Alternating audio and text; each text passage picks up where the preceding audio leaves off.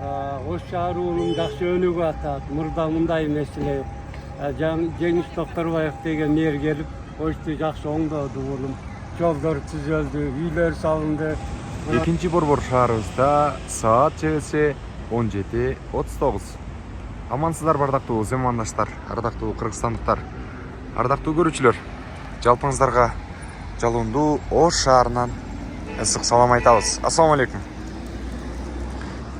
Мына гүлдөп турган керемет болгон көчөнү мурун кандай абалда экендигин биле аласыздарбы? Эстей аласыздарбы? Ал эми азырчы? Азыр бир укмуш болуп өзгөрдү. Мына үстүндө айланма, өтмөк, жана ошондой эле түбүнөн дагы да болсо өтүүчү жертөлө өтмөгү дагы курулган.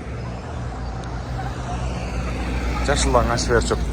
Бүгүн күнгө карай бейшемби 9 октябрь 2025 жыл. Дал ушул биз турган жер Айбек Алимжанов көчөсү. Бул жак келип түз эле бул жака кошулуп Помир көчөсүнө чыгып кетет, жогору арка жака. Улустук оорукана жака.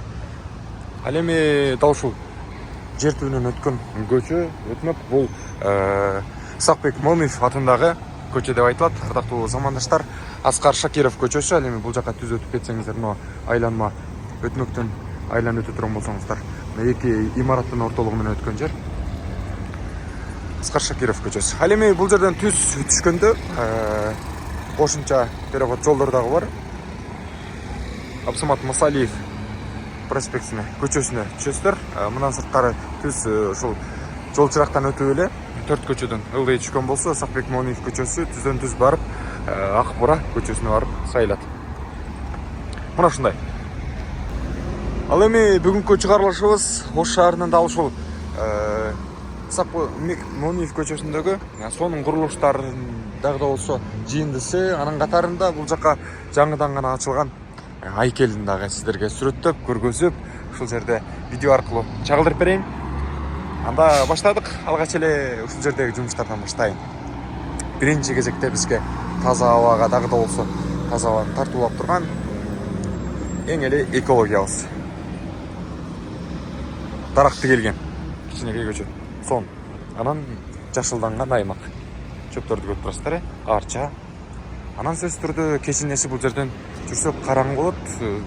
Мындай жол чырактар атайын биздин жолубузду жол таман таштарынан өтүп бара жатканыбызда, ушул жерден өтүп бара жаткан учурда жарыктыктар коюлган. Ушундай. Көрүп турасыздар, сонун укмуш. Жол таман таштары брусчатка. Кыргыз элибиздин биринчи генералы Сакбек Момиевден айкелин көрүүгө болот бул жерден. Залыстан дагы көргөзүп берем. Укмуш кылып жасап коюшкан. Бул жакта атайын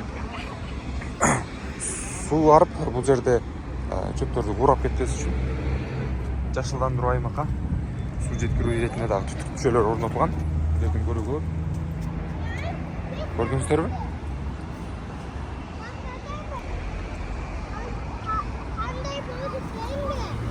Ал эми дал ушул кичинекей сейилбакка окшогон жердеги бурчтан өтүүчү өтмө катарында бул жерде брусчаткалар дагы курулган. Анан кичинекей каналча, бул жакта жарыктандыруулар. Анан мына айланпаны көрүп өзүнчө эле кубанасың. Көрдүңүздөрбү? Укмуш. Бийик имараттар, анан мына ушундай жашалгалар, сонун нерселерди көрүп аябагандай кубанып турган жайыбыз. Чет жерде жүргөн мекендештерибиз бул нерселерди, бул жерлерди көрүп аябагандай эле бир жагынан сүйүнүп кубанса керек деп ойлойм. Бул жакта мурун автозаправочный станция болгон, май куюучу аймак. Ал түп тамыры менен алынып салынып, ушул жерге Сакбек Момиев атындагы кичинекей бир бурч катарындагы бакча, анан сейилдөөчү, отуруучу аймак курулгандыгын көрүп жатасыздар. Шаардагы көптөгөн жолдун аймагына чыгып кеткен тез татымдар, же болбосо мындан сырткары ар кандай ашкана, кийим кече саткан, буюм тайымдар саткан мына ушундай жерлер бардык иреттелип ичкериге киргизилип, анан тротуар, жол таман таштары төшөлүп, адамдар кеңири басуу үчүн жол жүрүүчү аймактагы кеңири каралгандыгын биз эскерте кетсек айып болбос. Ал эми бул жерден жөөтмөктөн биз өтөлү.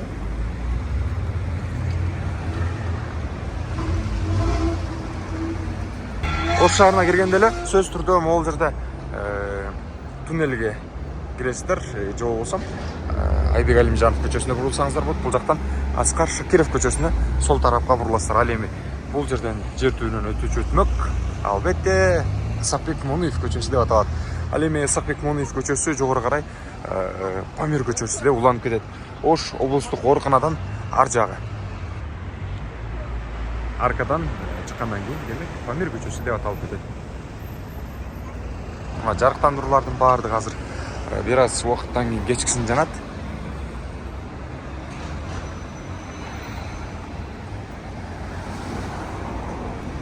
Биздин чыгарылышыбызды көрүп чет жерде жүргөн мекендештер мындай Ош шаарында жүргөндөй эле болуп атасыздарбы?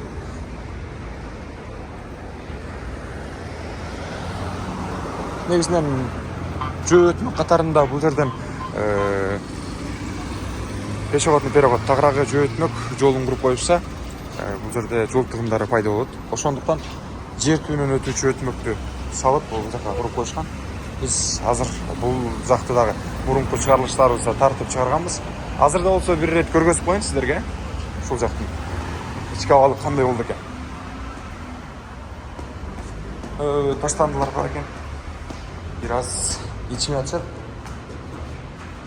Ички аймагы негизинен үстүңкү абалы менен биргеликте каптал жактары сөз түрдө деңгээлде жасалгандыгын көрүүгө болот. Ардактуу көрүүчүлөр,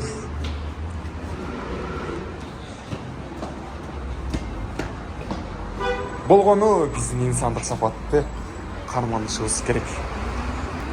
Эмнеден дебейсиздерби? Анткени тазалык биздин негизги максатыбыз эмеспи? Биздин өзүбүздүн үйүбүздү таза эле кармайбыз го.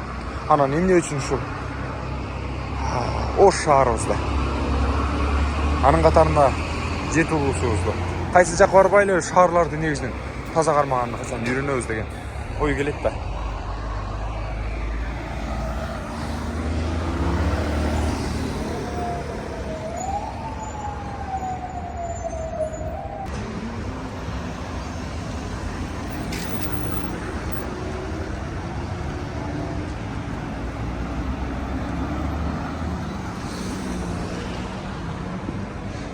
Бул жакта абалы мурункуларында аябагандай начар болчу.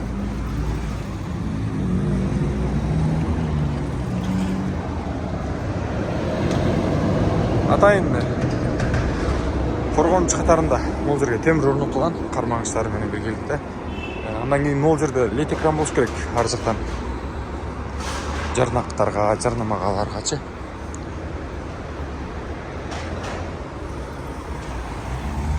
Аз да болсо мына ушундай жумуштар жасалып тургандыгын биз көрүп биле алабыз.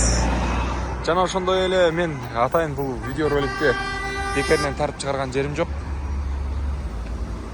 Кыргызстаныбыз Кудайга шүгүр эле болуп өнүгүп атат. Шүгүр кылалы. Бул жол белги сөз түрдө негизги жол белги деп аталат. Айлампага кирген адамдын жолу негизинен биринчи багыт болуп эсептелет. Андан кийинки бардагылар аны күтүп жол менен иреттешип өтсө болот.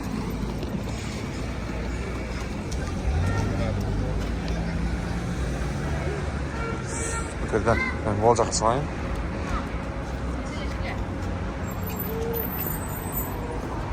Негизинен суу өтүүчү арыкчалардын баардыгы таза тыккан болуп турат.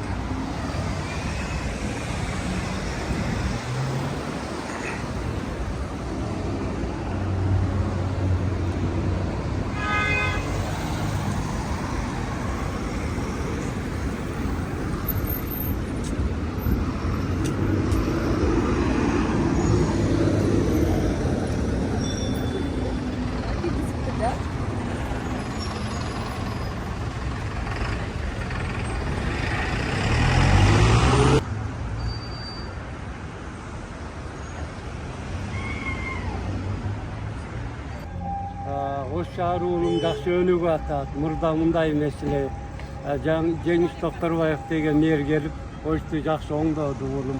Жолдор түзөлдү, үйлөр салынды, мындай парктар оңолуп, эң жакшы абданга кетип атат. Daha bir yıl istep berse Oş Samsun önügü Evropa'dagı deri bolup ketkidey uulum. Anam iş istep atkan жаштарга, куруучуларына эмгеги зор уулum. Жақсы куруп атышат, иштеп атышат. Урдабай нетпей, сонун иштеп атышат. Мен күндө ошол жерден өтөм, күндө бир маал көрүп кетем. Ошо иштегендерге, бардыгында ошо мэрге, ошо иштеген курган жумушчуларга рахмат айтам. Чоң.